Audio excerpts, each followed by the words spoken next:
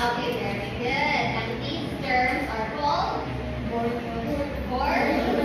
and Freudian, exactly. Now, what about critical race theory from group 5 or circle 5? Can someone tell us what critical race theory is about? Okay, yes, Mr. Baton. So critical race theory mainly focuses on seeing how race and racism plays a role in literature, and of course seeing if it really affects the perspective and general, the themes embedded in the text. Okay, so race and racism. Now what about circle number 4? Who can tell us the similarity and difference of these two theories? Anyone from Pulp Fiction? Okay, Miss Flores. Yes, the difference or similarity between these two literary theories. I think the differences is that the differences are the Marxist theory focuses on the social struggles in the society wherein the poor. There's a tension between the poor and or the working class and the rich. Okay. While critical race theory focuses on the racism or the race of the people in like racism does not start on yourself or the individual but But it's on the already a system. And instilled or ingrained in the system. Okay, but what's something that is common with these two literary theories? You are correct.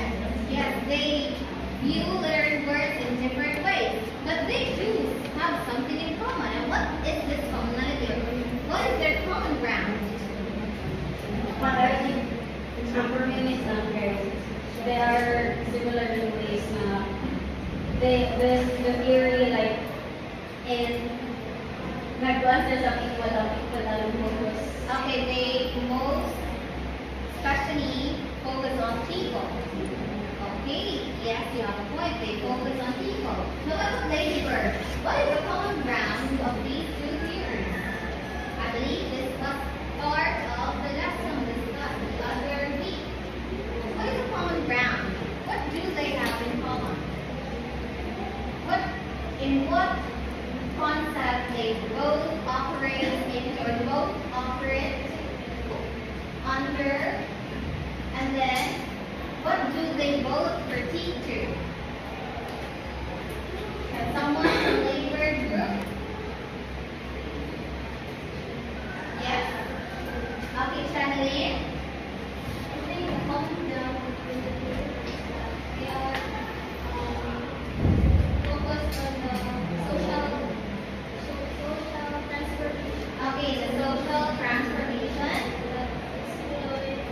Eliminates the exploitation in society, and that is more likely a Marxist theory. When we aim at capitalism, exploitation, capitalism is under Marxism. So if we try to, or if the literary work tries to eliminate exploitation in its text, then therefore that is founded under the theory of Marxism or Marxist theory. But something that is common between these theories. How social? how it transforms the social How they transform the social views of what? Or of whom? Whose social views are transformed? of other people Of other people. in order to have In order to achieve fairness. Okay, thank you. You have a point. What about?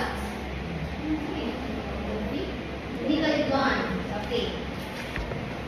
What is something that is common between these two theories? Yes. Let's set this out. What do they both critique?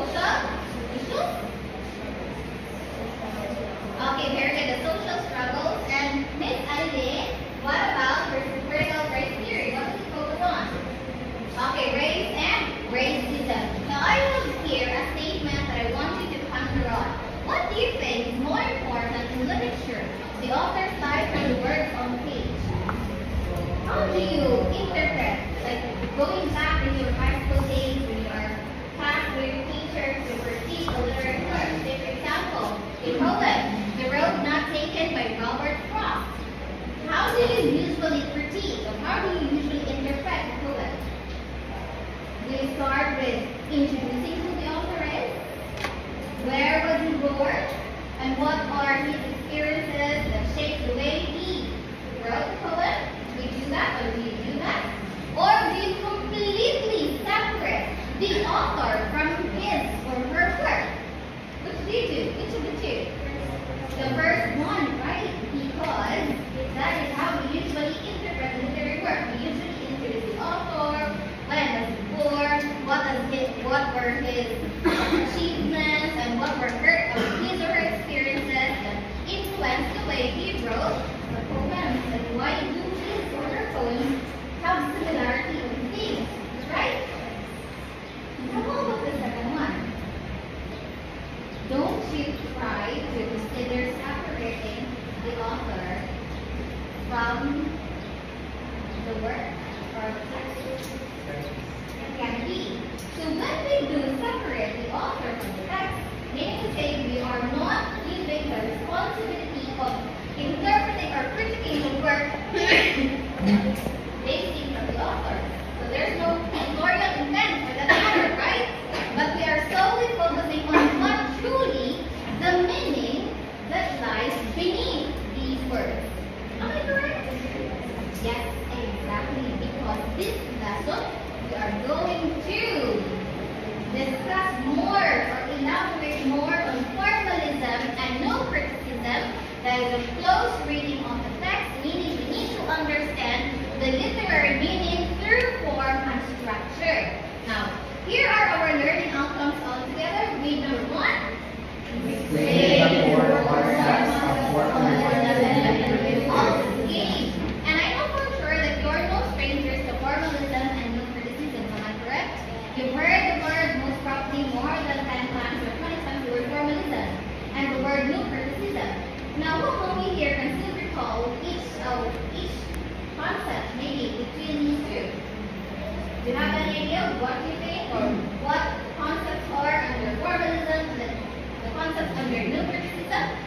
Do they have similarity, do you think? Or do you think that the former or the latter is influenced with the former? Do they have interplay? Do you think so? Find out later. What about the second one? Identify the key elements the text focus on. Okay, since we ought to disregard the author in interpreting or critiquing or making meaning of the literary work, then what now will be our elements of critiquing? Since we do not consider the historical background of the author, the cultural background of the literary work as to which it was built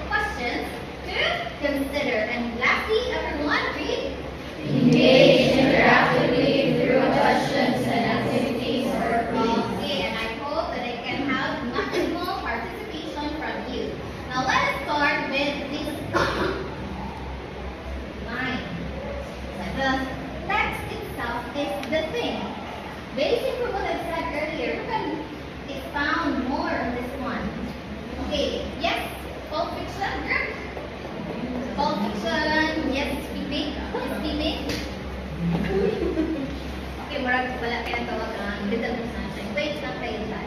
Okay, so yes, Marina. The text itself, the things I said earlier about this regarding the author, the memorial intent, the historical background, the cultural background from which the text is built upon. So the text is the thing itself. So do we have? If it's a methodology, it's the people. Hindi siya ito sa formal series. Sige, ang pag-away mo. I'm here in front of you. Kasi no, parang tingnan mo na kung dali. Text itself is the thing. So from what I've What? understood. Understood. From what you understood.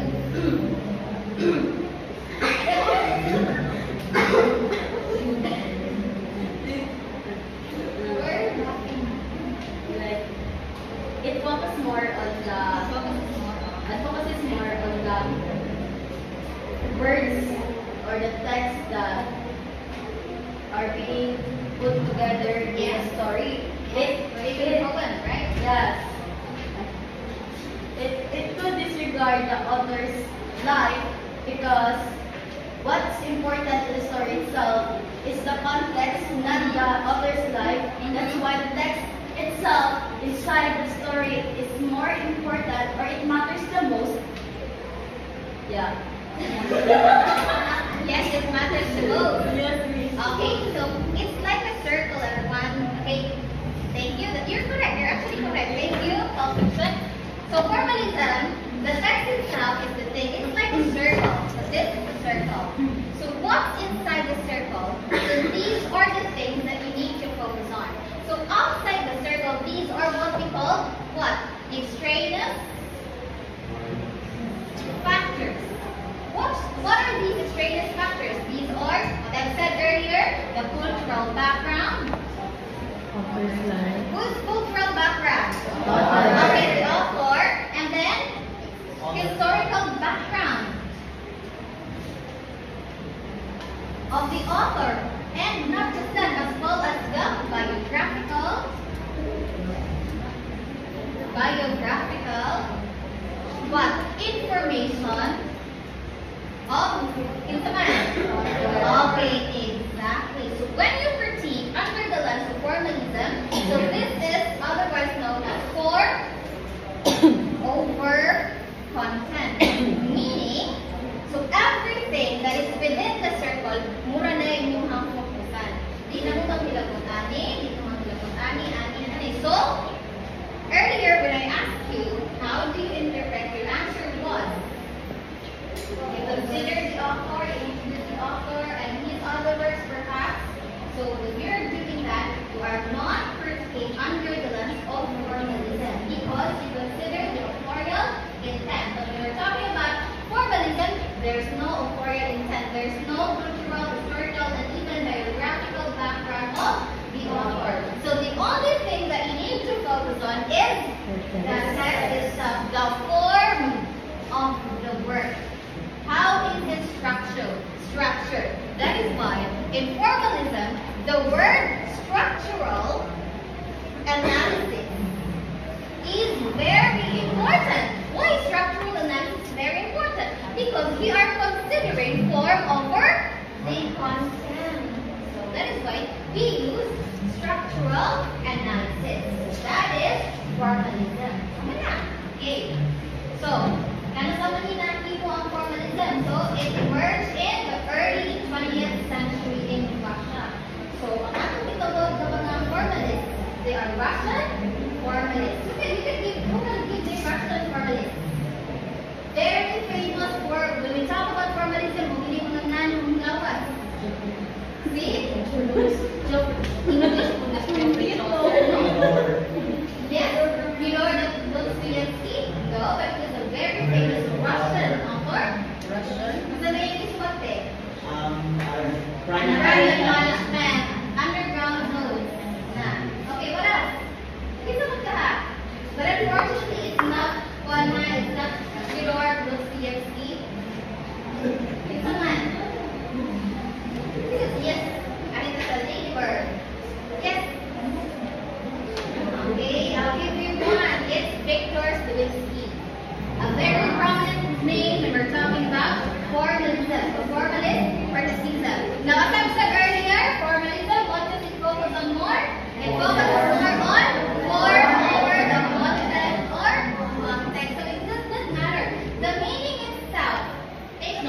the meaning itself of the literary work does not literally matter when we're using formalism, because what we're doing here, what are we delving here, or trying to dig bits by bits, are the forms.